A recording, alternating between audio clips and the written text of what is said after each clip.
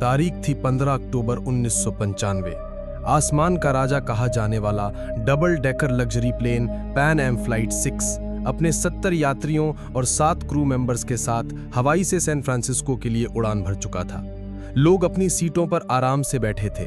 कोई किताब पढ़ रहा था, कोई खिड़की से बाहर प्रशांत महासागर की नीली चादर को देख रहा था, तो कोई अपने आने वाले कल के सपने बुन रहा था। लेकिन अचानक प्लेन के शांत माहौल में एक चीख गूंजी। 1 2 नहीं बल्कि 4 नकाबपोश लोग अपनी सीटों से उठे। उनके हाथों में हथियार थे। उन्होंने प्लेन को हाईजैक कर लिया था। यात्रियों की सांसें थम गईं। बच्चों का रोना और बड़ों की घबराहट से पूरा प्लेन गूंज उठा। ये खबर जैसे ही एटीसी तक पहुंची, धरती पर हड़कंप मच गया। रेस्क्यू मिशन की तैयारियां शुरू हो गईं, लेकिन इससे पहले कि कोई कुछ समझ पाता, ठीक 5 मिनट बाद पैन एम फ्लाइट 6 रडार से हमेशा के लिए गायब हो गई। इसके पीछे का कारण पहला तो हाईजैकर्स ने प्लेन का लोकेशन सिस्टम बंद कर दिया था, पर असली खतरा तो कुछ और ही था। एक ऐसा खतरा जिसे इंसान कंट्रोल नहीं कर सकता। प्लेन सीधा प्रशांत महासागर के सबसे बड़े और खतरनाक तूफान टाइफून के मुंह में जा चुका था। भयानक हवाएं प्लेन को किसी खिलौने की तरह उछाल रही थीं। पायलट अपनी पूरी ताकत से प्लेन को बचाने की कोशिश कर रहा था, पर अगले 2 घंटे तक प्लेन का कंट्रोल प्रकृति के हाथों में था। और 2 घंटों के इस जानलेवा संघर्ष के बाद प्लेन का एक इंजन फेल हो गया और इसके थोड़ी देर बाद दूसरा इंजन भी फेल हो गया। प्लेन आग के गोले की तरह सीधा समुद्र की ओर गिरने लगा। प्लेन समुद्र की सतह से टकराने ही वाला था कि कुछ लोगों ने हिम्मत दिखाई और हाईजैकरों को मार गिराते और टूटे हुए दरवाजे से ठंडे और अनजान समुद्र में छलांग लगा दी। प्लेन एक भयानक धमाके के साथ पानी में समा गया, लेकिन 60 लोग किसी तरह बच गए थे। उनके चारों तरफ मीलों तक सिर्फ और सिर्फ प्रशांत महासागर की डरावनी लहरें थीं। किस्मत से जहां प्लेन क्रैश हुआ था, उससे बस 100 मीटर की दूरी पर एक चट्टान समुद्र से बाहर निकली हुई थी। सबने अपनी बची कुची ताकत लगाकर उस चट्टान पर पनाह ली। भीगे हुए, कांपते हुए, डरे हुए वे 60 लोग उस छोटी सी चट्टान पर एक दूसरे से लिपटे हुए थे।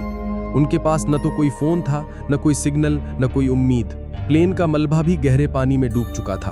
तभी एक पैसेंजर को याद आया कि उसके बैग में एक दूरबीन थी जो किसी तरह उसके साथ बच गई थी। उसने कांपते हाथों से दूरबीन उठाई और चारों तरफ देखने लगा, और तभी उसे एक उम्मीद की किरण दिखी। लगभग आधा किलोमीटर दूर धुंध में लिपटा एक छोटा सा द्वीप। वो चिल्लाया, आइलैंड! वहां एक आइलैंड है। जो लोग तैरना जानते थे, उन्होंने एक पल भी नहीं गवाया।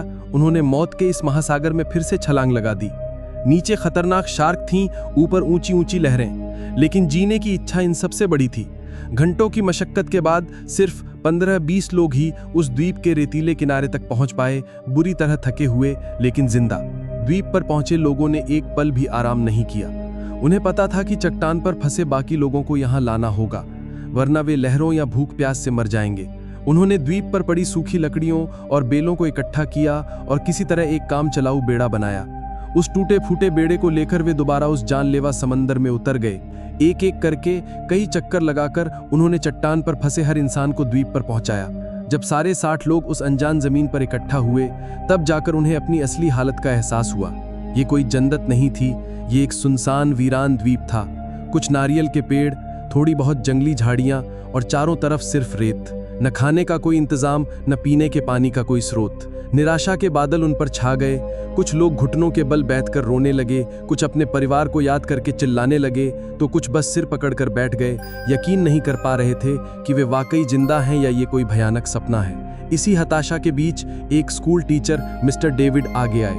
उन्होंने बुलंद आवाज में कहा, दोस्तों, अगर हम घबरा गए तो हम सब मारे जाएंगे। हमें जीना है, एक दूसरे के लिए जीना है।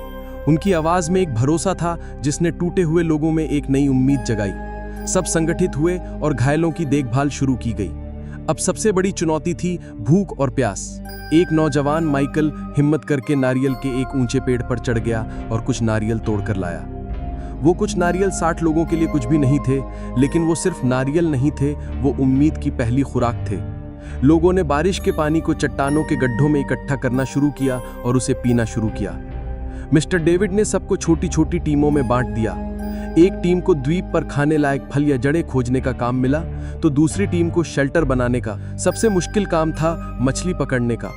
कुछ नौजवानों ने पेड़ों की नुकीली डालियों से भाले बनाए और घंटों समंदर के किनारे खड़े रहकर मछली पकड़ने की कोशिश करने लगे।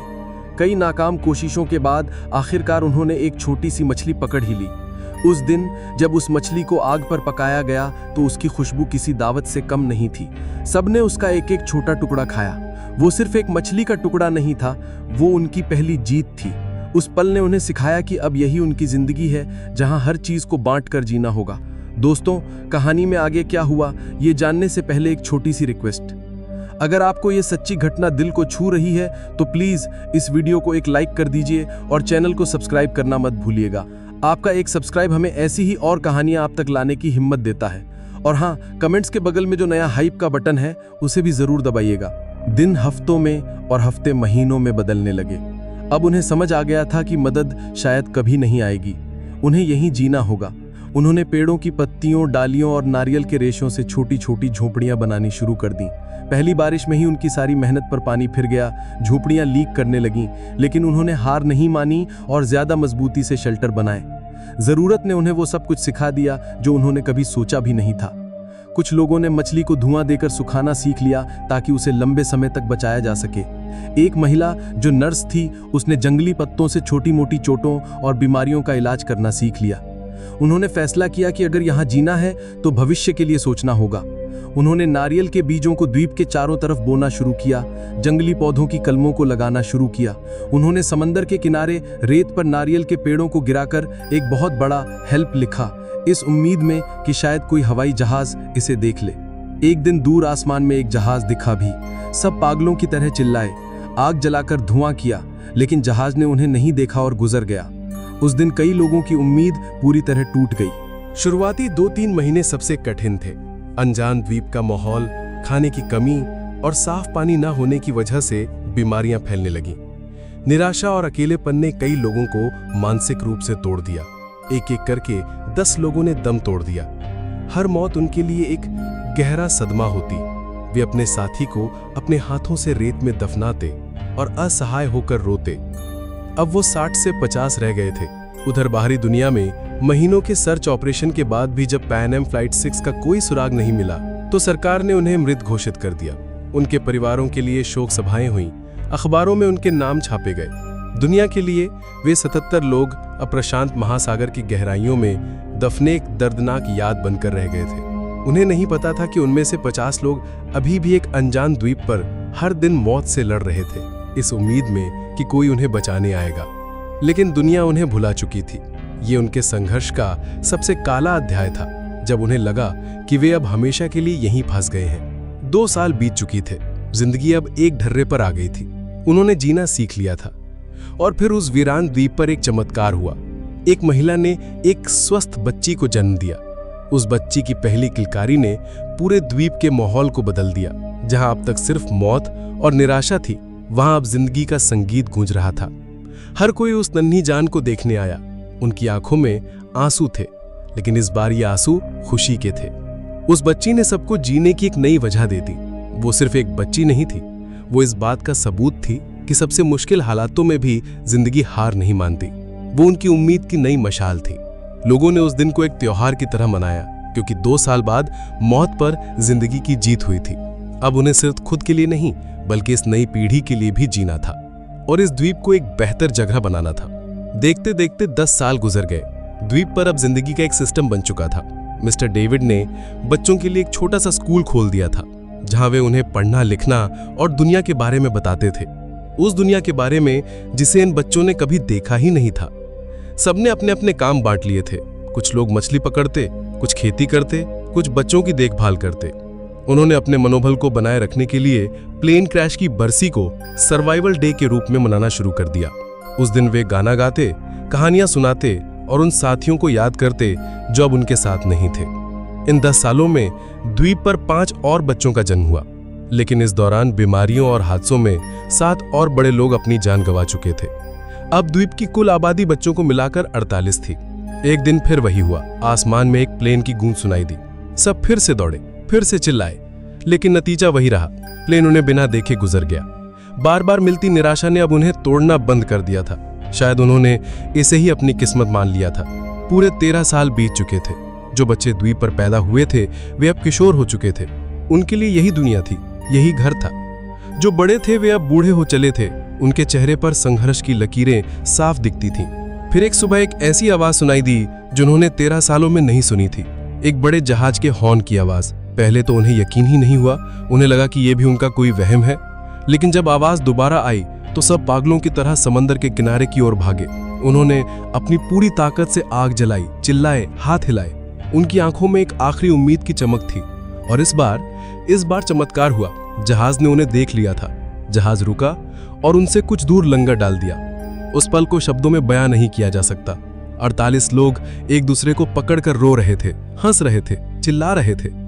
13 साल का लंबा भयानक इंतजार खत्म हो गया था। जब रेस्क्यू टीम नाव से द्वीप पर पहुंची तो उनकी आंखों में भी आंसू थे। वे उन लोगों को देख रहे थे जिन्हें दुनिया मरा हुआ मान चुकी थी। जब वे 48 लोग वापस शहर लौटे तो दुनिया हैरान रह गई। वे अब पहले जैसे इंसान नहीं थे। शहर की चकाचौंध, गाड़ियां, इमारतें, सब कुछ उन्हें अजीब लग रहा था। उनकी कहानी किसी को भी यकीन नहीं हो रही थी जब तक कि एक सर्वाइवर की डायरी सामने नहीं आई। उस डायरी में 13 साल का हर एक दिन, हर एक संघर्ष और हर एक मौत और हर एक जन्म का हिसाब लिखा हुआ था। जब मीडिया ने उस डायरी के पन्नों को दुनिया के सामने रखा तो हर कोई रो पड़ा। ये इंसान के हौसले, हिम्मत और जीने की जिद की एक अविश्वसनीय दास्तां थी। इस सच्ची घटना पर बाद में एक किताब भी लिखी गई जिसका नाम था the lost survivors of flight 6, 13 Years on the island. ये कहानी आज भी हमें सिखाती है कि उम्मीद की एक छोटी सी किरण भी सबसे घने अंधेरे को चीर सकती है और इंसान का हौसला हर मुश्किल से बड़ा होता है। दोस्तों, आपको इन 48 सर्वाइवर्स की ये दिल दहला देने वाली कहानी कैसी लगी? क्या आप कल्पना कर सकते हैं कि 13 साल एक वीरान द्वीप पर बिताना कैसा होता होगा? अपनी राय नीचे कमेंट्स में जरूर बताइएगा। आपके कमेंट्स पढ़ के हमें बहुत अच्छा लगता है।